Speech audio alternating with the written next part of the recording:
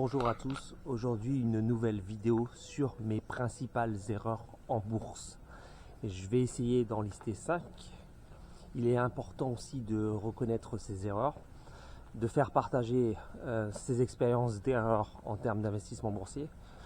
Je sais très bien qu'en fait la plupart des gens qui font des vidéos sur la bourse, à les entendre parler, ils font jamais d'erreur, ils gagnent toujours, ils sont toujours dans le bon timing.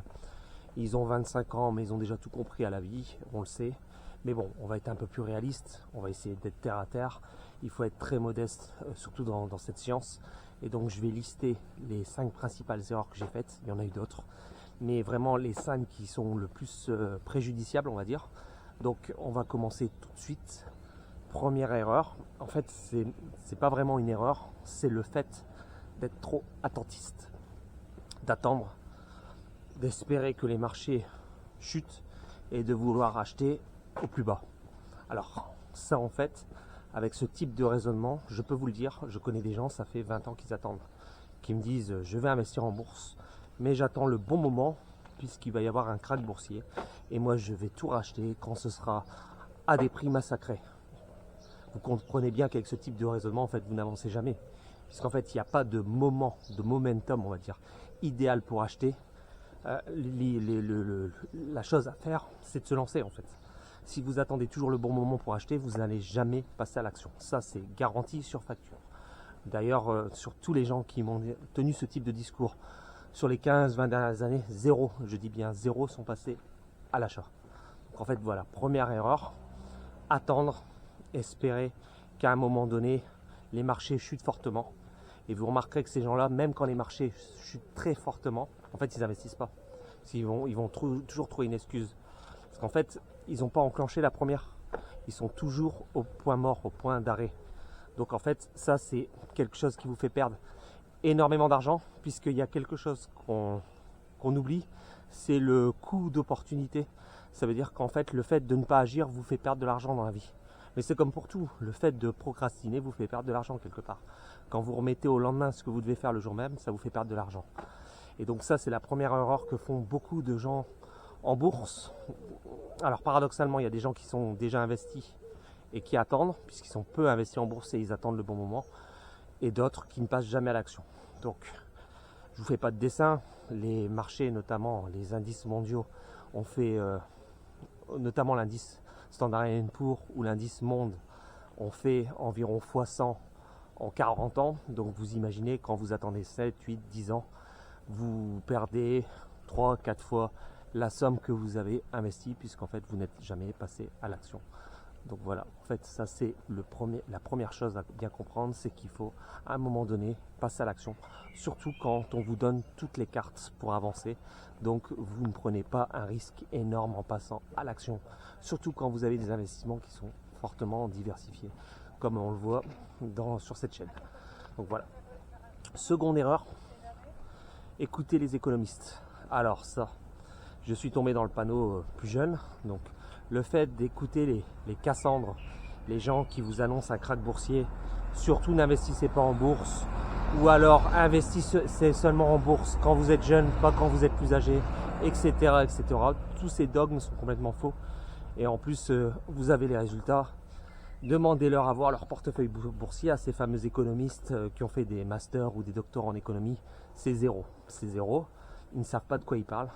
Les économistes sont spécialistes de la macro, la microéconomie et des mouvements en termes économiques des États, des régions, des aires géographiques, mais ils ne sont pas du tout spécialisés en bourse sur les marchés boursiers. Donc en fait, ils sont de mauvais conseils, donc ne les écoutez pas.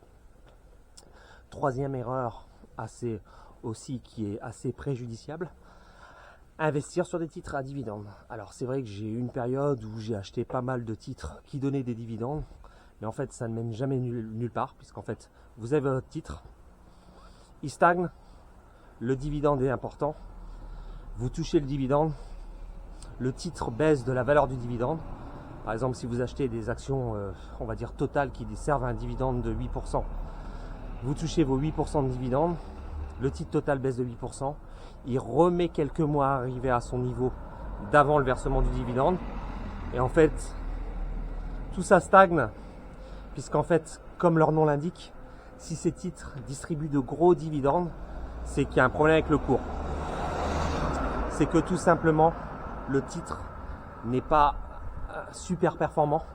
Parce que s'il était super performant, le dividende serait tout petit. Ainsi, lorsque vous avez un dividende important, c'est le signe que le titre stagne. Tout simplement, si le titre montait énormément, type des valeurs comme L'Oréal par exemple, le dividende serait ridiculement bas. Puisqu'en fait, plus le titre va monter, plus le dividende va diminuer. Voilà, donc en fait c'est de la mécanique. Donc les gens qui pensent avoir des revenus complémentaires en touchant les dividendes, alors là, ils vont être bien en deçà de la personne qui tout simplement aura acheté un indice large et diversifié et qui attendra patiemment. Et en plus, le dividende est taxé. Donc c'est-à-dire qu'à chaque fois que vous allez toucher un dividende, vous allez payer des taxes dessus. Donc votre titre va baisser parce le titre va verser le dividende et en plus vous allez être taxé dessus. Donc c'est vraiment un mauvais calcul.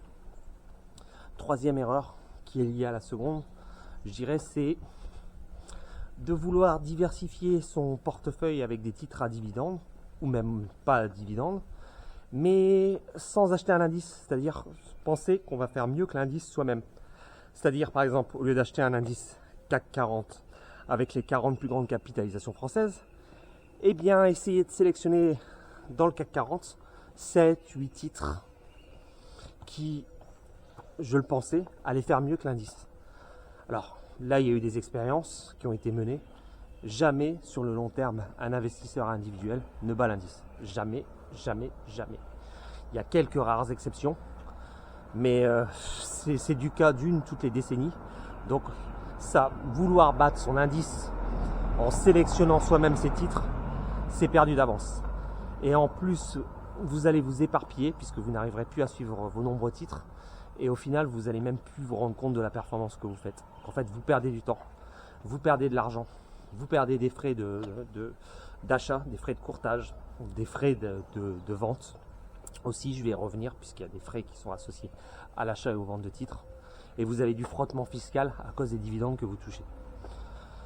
Donc ça, c'est à oublier. Quatrième erreur aussi, c'est aussi essayer d'être dans le momentum. Qu'est-ce que j'appelle être dans le momentum? C'est essayer d'investir sur des zones géographiques qui me semblaient prometteuses. Par exemple, on peut se dire, je crois énormément à la Chine et donc je vais investir énormément, pas mal d'argent sur la Chine. Alors, ça c'est pareil. Lorsque vous faites ça, en fait, vous n'êtes jamais dans le bon moment, puisqu'en fait, une fois que vous investissez sur une certaine zone géographique, en pensant être dans le bon moment, en fait, c'est déjà trop tard. La zone a déjà monté. Donc, vous risquez toujours d'être à contre-courant. Cinquième erreur, je vais en rester là aujourd'hui sur cette cinquième erreur qui est aussi fréquente, c'est de vouloir faire du trading. C'est-à-dire se dire, voilà, je mets une somme d'argent, j'achète, je revends, j'achète, je revends et je prends une marge sur chaque titre qui est tradé. Alors ça aussi, une grosse erreur, puisqu'en fait, cette erreur rejoint les précédentes. Déjà, les titres que vous achetez, qu'est-ce qui vous fait dire que ce titre va prendre 40, 50